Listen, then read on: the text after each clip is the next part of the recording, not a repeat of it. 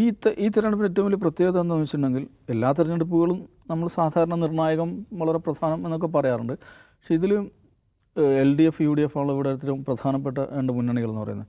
രണ്ട് കൂട്ടരെ സംബന്ധിച്ചിടത്തോളം ഒരർത്ഥത്തിൽ ഇതൊരു ഡു ഓർ ഡൈ ഇലക്ഷനാണ്. കാരണം ഈ തെരഞ്ഞെടുപ്പിൽ CPM LDF പരാജയപ്പെടുകയാണെങ്കിൽ ഇന്ത്യയിൽ ഇടതുപക്ഷം എവിടെയും അധികാരത്തില്ലാത്ത സിറ്റുവേഷനാണ് വരുന്നത്. ആ ഒരു പ്രസ്ഥാനത്ത് ഞാൻ പറയുന്നത് കേരളത്തിലെ ഭരണം എന്നുള്ളത് ഇടതുപക്ഷ പ്രസ്ഥാനം, ഇന്ത്യയിലാകമാനമുള്ള ഇടതുപക്ഷ പ്രസ്ഥാനത്തെ സംബന്ധിച്ചിടത്തോളം തന്നെ വളരെ നിർണായകമായിട്ടുള്ള കാര്യമാണ്. ഇതെങ്ങനെ സർവൈവ് ചെയ്യും, എന്തായിരിക്കും ഇതിൻ്റെ ഒരു ഫ്യൂച്ചർ കോഴ്സ് എന്നുള്ള വളരെ വലിയ ഗുരുതരമായൊരു പ്രശ്നം അവരുടെ മുമ്പിലുണ്ട്. അതുകൊണ്ട് അവരെ സംബന്ധിച്ചിടത്തോളം ഇത് വിജയിച്ചേ മതിയാവൂ എന്നുള്ളത് ആ പാർട്ടിയുടെ ഇടതുപക്ഷ പ്രസ്ഥാനത്തിൻ്റെ ഭാവിയുമായി ബന്ധപ്പെട്ട വളരെ നിർണായകമായൊരു സംഗതിയാണത്. UDF അത് തന്നെയാണ്. UDF എന്നല്ല ഞാൻ പറയുന്നത്, കോൺഗ്രസിനെ സംബന്ധിച്ചിടത്തോളം ഇന്ത്യയിലെ പ്രിൻസിപ്പൽ ഒപ്പോസിഷൻ പാർട്ടി എന്നുള്ള നിലക്ക് അവർ ഇപ്പോൾ ഇവിടെയാണ് കർണാടകയിലും തെലങ്കാനയിലും മാത്രമാണ് സ്വന്തം നിലക്ക് അധികാരത്തിലുള്ളത്. ഹിമാചൽ പ്രദേശിലുണ്ട് സ്വന്തം നിലക്ക് അധികാരത്തിൽ. അപ്പോൾ ഈ സംസ്ഥാനങ്ങൾ ചുരുങ്ങി വരുന്നു. കേരളത്തിലാകട്ടെ 2 തവണ തുടർച്ചയായി അധികാരത്തിന് പുറത്താണ്. ഒരു തവണ കൂടെ അധികാരത്തിന് പുറത്തായി കഴിഞ്ഞാൽ കേരളത്തിൽ ഇതിൻ്റെ ഭാവി എന്തായിരിക്കും എന്നൊരു ചോദ്യമുണ്ട്. കാരണം പഴയതുപോലെയുള്ള കാര്യങ്ങൾ ദേശീയ തലത്തിൽ BJP വളരെ ശക്തമാണ്. കേരളത്തിൽ തന്നെ BJP മുന്നണി വലിയ തോതിൽ ഈ പുതിയ സാധ്യതകൾ തേടുകയും അതിനുള്ള പലതരത്തിലുള്ള പരീക്ഷ നടത്തുകയും ചെയ്യുന്ന സമയമാണ്. അപ്പോൾ ഇത്തവണ കൂടെ അധികാരം നഷ്ടപ്പെടുക എന്ന് പറഞ്ഞാൽ 5 വർഷം ഞങ്ങൾ ഭരിക്കാനില്ല എന്നുള്ളതല്ല, ഈ പ്രസ്ഥാനം എവിടെയാവും എന്നുള്ളൊരു ചോദ്യമുണ്ട്. അതുകൊണ്ട് അവർക്കും വളരെ ഡു ഓർ ഡൈ സിറ്റുവേഷനാണ് അത്. എനിക്ക് തോന്നുന്നത് കേരളത്തിലെ ഏറ്റവും വലിയ തോതിൽ ഏറ്റവും മുറുക്കമുള്ള തിരഞ്ഞെടുപ്പുകളിലൊന്നായിരിക്കും ഈ തിരഞ്ഞെടുപ്പ് എന്നുള്ളതാണ്. അപ്പോൾ അതിലെന്തൊക്കെയാണ് വരാൻ പോകുന്നത്, സ്വാഭാവികമായിട്ടൊരു തിരഞ്ഞെടുപ്പിൽ ഈ പറയുന്നത് ഭരണകൂടത്തെക്കുറിച്ചിട്ടുള്ള വിചാരണകളുണ്ടാവും, ഈ ആൻറ്റി ഇൻകംപൻസി എന്ന് പറയുന്ന കാര്യമുണ്ടാവും. കഴിഞ്ഞ ലോക്കൽ ബോഡി ഇലക്ഷനിൽ സംഭവിച്ച അതെങ്ങനെയാണ്, അതിലുള്ള അനുഭവങ്ങൾ എന്താണ്, ഇങ്ങനെയുള്ള കുറേ ഘടകങ്ങൾ.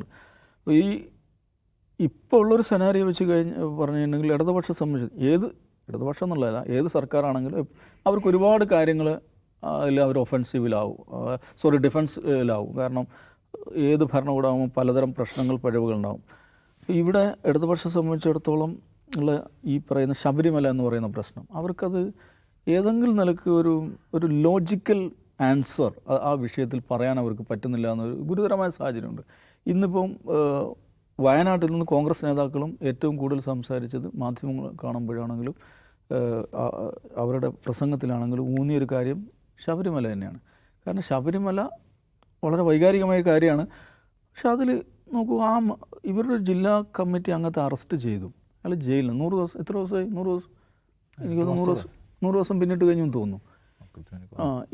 ഇത്രയായിട്ടും ഒരു ആളുകളുടെ കണ്ണിൽ പൊടിയിടാനെങ്കിലും ഒരു നടപടി സ്വീകരിക്കണ്ടേ? ഇതാണ്, ആ മനുഷ്യൻ ഞങ്ങളുടെ കൂടെ ഇല്ല, ഇപ്പോൾ ഞങ്ങൾ ഇത് പരിശോധിച്ച് നടപടി സ്വീകരിക്കും എന്നവർക്ക് പറയാൻ സാധിക്കുന്നില്ല. എന്തുകൊണ്ടത് പറയാൻ സാധിക്കുന്നില്ല? അത് വളരെ ഗുരുതരമായിട്ടുള്ള സാഹചര്യമാണ്. ഓരോ ദിവസവും പുതിയ വാർത്തകൾ ശബരിമലയുമായി ബന്ധപ്പെട്ട്, പുതിയ മോഷണത്തെക്കുറിച്ചിട്ടുള്ള വാർത്തകൾ വന്നുകൊണ്ടിരിക്കുന്നു. രണ്ടാമത്തെ ഏറ്റവും ഗുരുതരമായൊരു കാര്യം ഈ പറയുന്ന വെള്ളാപ്പള്ളിയുമായി ബന്ധപ്പെട്ടാണ്. വെള്ളാപ്പള്ളി നടേശൻ എന്ന് പറയുന്ന വ്യക്തി കുറേ വിദ്വേഷ പ്രസ്താവന നടത്തി അങ്ങനെ പോകുന്നു എന്നുള്ളതല്ല. കേരളത്തിൽ ഇന്ത്യയിൽ തന്നെ ഇടതുപക്ഷത്തിൻ്റെ ഏറ്റവും പ്രധാനപ്പെട്ട സെല്ലിംഗ് പോയിൻ്റ് എന്താണ്? അവരുടെ സെക്യുലർ ക്രെഡൻഷ്യൽസ്, ഒരു വിശ്വാസയോഗ്യമായ ഒരു സെക്യുലർ ഏജൻസിയാണെന്നുള്ളതായിരുന്നു ഇടതുപക്ഷത്തിൻ്റെ ഏറ്റവും പ്രധാനപ്പെട്ട അവരുടെ USP എന്ന് പറയുന്നത്.